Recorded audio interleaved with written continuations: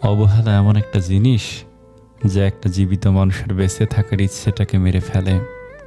মানুষ যখন আপনাকে তার সুবিধা মতো ব্যবহার করতে পারবে না, তখন বলবে আপনি বদলে গেছেন।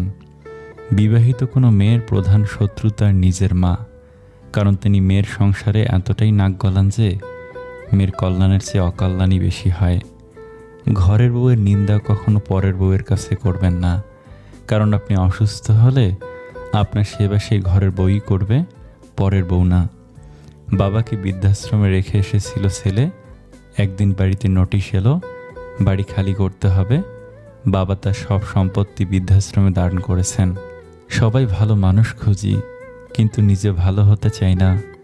যে মানুষ যত বেশি অন্যের দোষ ধরতে ব্যস্ত থাকে, সে তত বেশি নিজের দোষ দেখার প্রতি অন্ধ হয়। বেঁচে থাকার সময়কালটা খুবই ছোট, কিন্তু এর হিসেবটা অনেক বড়।